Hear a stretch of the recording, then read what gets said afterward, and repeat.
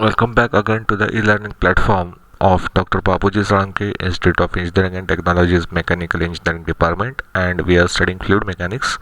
In previous session, we had discussed about radial flow reaction turbine. Okay, so in this session, we will discuss about the Francis turbine. So what is Francis turbine?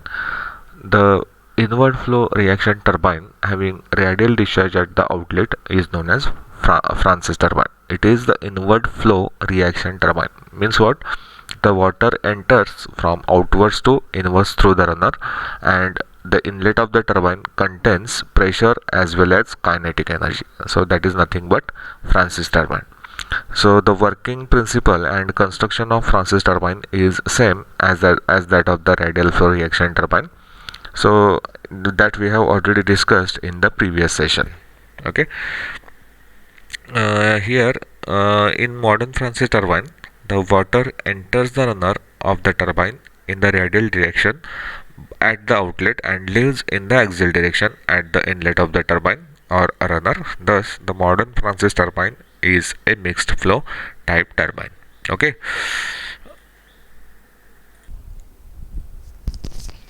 Next is axial flow reaction turbine.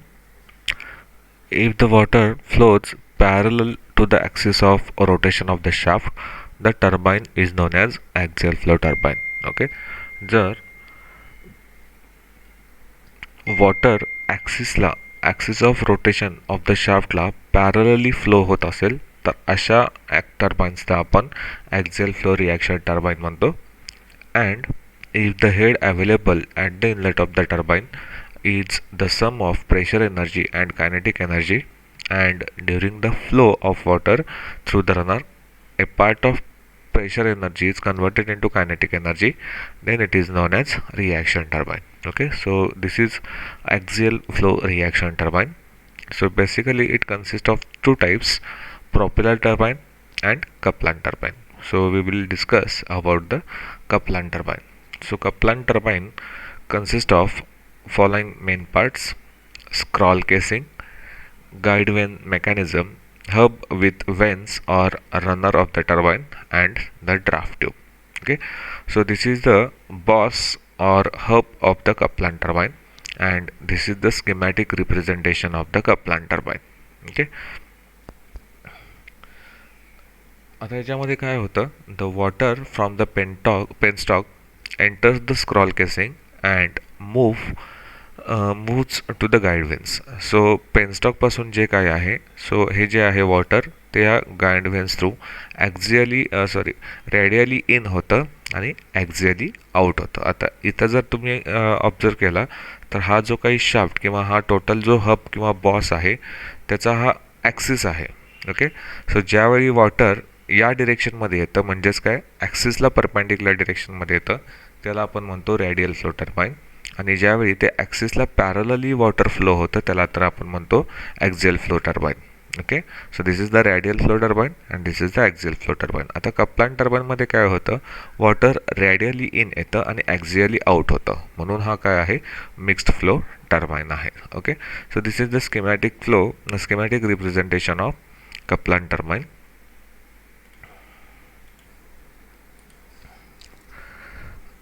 Draft tube.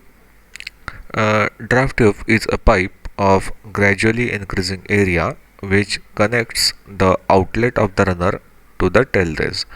So gradually increasing cross sectional area ची pipe आहे जी outlet of the runner पासून tail रेसला connect केलेली असते.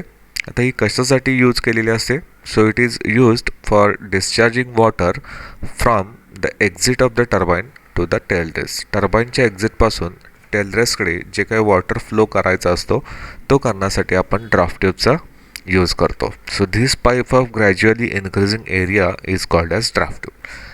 आता ह्याच्यामध्ये होतं काय की टर्बाईनमध्ये pressure at the exit of the runner of a reaction turbine is generally less than the atmospheric pressure. एक्झिटला जे काही प्रेशर असतं ते ॲटमॉस्फेरिक प्रेशरपेक्षा कमी असतं. The water at the exit cannot be directly discharge to the tail race. त्यामुळं जे काही वॉटर आहे ते डायरेक्टली टेल रेसला डिस्चार्ज होत नाही. आता हे होण्यासाठी एक पाईप यूज केली जाते of gradually increasing cross section. आता क्रॉस सेक्शन हा ग्रॅज्युअली इन्क्रीज असल्यामुळं काय होतो की एक्झिट ऑफ द रनरला एरिया मिनिमम असतो. सो तिथे एरिया मिनिमम असल्यामुळं प्रेशर मिनिमम असतं आणि वेलॉसिटी मॅक्झिमम असते. आता इथून जर आपण एरिया वाढवत नेला तर प्रेशर हे वाढत जातं आणि वेलॉसिटी मिनिमम होत जाते. त्यामुळं जे काही टर्बाईनमध्ये वॉटर आहे त्याचा डिस्चार्ज टेल रेसला होण्यास मदत होते आणि ही कशामुळे होते तर ड्राफ्ट ट्यूबमुळे. Okay. So next is the purpose of the draft tube. आता पर्पजेस काय आहेत? It permits a negative head to be established at the outlet of the runner and thereby increases the net head on the turbine. Okay. So in short काय की जे काही tail रेसला discharge होणार आहे तो discharge properly होण्याकरता ती मदत करते. आणि दुसरं काय आहे? It converts large proportion of kinetic energy rejected at the outlet of the turbine into the useful pressure energy. म्हणजे जी काही कायनेटिक एनर्जी आहे जी आउटलेटपासून रिजेक्ट होते ती युजफुल प्रेशर एनर्जीमध्ये कन्वर्ट करण्यास मदत करते. So this is all about draft tube. Next आहे types of draft tube. So we have total 4 common types of draft tube. First is conical draft tube. Second is simple elbow tube. Third is moody spreading tubes, and last is elbow draft tubes with circular inlet and rectangular outlet. याच्यामधली first आहे conical draft tube. आता conical draft tube म्हणजे कशी आहे तर इथं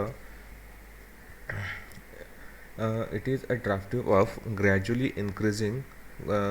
increasing diameter. So इथं तुम्ही बघू शकता की या पॉईंटपासून या पॉईंटला हा तुमचा डायमीटर जो आहे हा वाढत गेलेला आहे, जेणेकरून काय होतं की इथलं प्रेशर मिनिमम असतं, वेलॉसिटी मॅक्सिमम असते आणि जसं आपण आउटवर्डला जाईल तसं प्रेशर वाढत जातं आणि वेलॉसिटी ड्रॉप होत जाते. सो अशा टाईपच्या ड्राफ्ट ट्यूब्स ह्या फ्रान्सिस टर्बाईनमध्ये यूज केल्या जातात. आता for good efficiency the central flaring angle, that is त्यालाच आपण अँगल ऑफ डायव्हर्जन्ससुद्धा म्हणतो, तो अँगल ऑफ डायव्हर्जन्स किती ठेवला जातो? About 8 degree. ओके. आणि अशा टाईपच्या ड्राफ्ट ट्यूबची जी काही इफिशियन्सी आहे ती अराउंड 90% असते. म्हणजेच जे काही कायनेटिक एनर्जीचं कन्वर्जन प्रेशर एनर्जीमध्ये करते ती करण्याची इफिशियन्सी जवळपास 90% असते. सेकंड आहे एल्बो ट्यूब. आता एल्बो ट्यूबमध्ये 2 टाईप्स आहेत. ही एक सिम्पल एल्बो ट्यूब आहे आणि ही सुद्धा elbow tube with circular inlet and rectangular outlet. Okay. या 2 टाईपच्या एल्बो ट्यूब्स आहेत. आता याच्यामध्ये पहिली आपण सिम्पल एल्बो ट्यूब बघू. ह्याच्यामध्ये दोन्ही सेक्शन जे आहेत ते सर्क्युलर आहेत. ओके. आता जनरली या ड्राफ्ट ट्यूब ज्या आहेत या कपलान टर्बाईनमध्ये यूज केल्या जातात. जसं की आपण प्रिव्हियसली कपलान टर्बाईनमध्ये बघितलेलं होतं. त्याच्यामध्ये draft tube with circular at and the inlet आणि रेक्टँग्युलर आउटलेट आपण बघितलेली होती. ओके. आता अशा टाईपच्या ड्राफ्ट ट्यूबची इफिशियन्सी किती असते? जवळपास अशा ड्राफ्ट ट्यूबची इफिशियन्सी जी आहे ते 60 ते 70% इफिशियंट असतात. ठीक आहे. नेक्स्ट आहे मुडी स्प्रेडिंग ड्राफ्ट ट्यूब. आता ह्याच्यामध्ये जर तुम्ही ऑब्झर्व केलात की या 2 पार्ट्समध्ये डिवाईड होते. ओके. जो काही डिस्चार्ज आहे तो 2 पार्ट्समध्ये डिवाइड होतो. It has a short vertical tube. So this is the short vertical tube and 2 horizontal tubes. So these are the 2 horizontal long tubes. Okay. आणि या ड्राफ्ट ट्यूबची इफिशियन्सी जी आहे ती ॲट अराउंड 85% असते. ठीक आहे. So this is all about the draft tubes.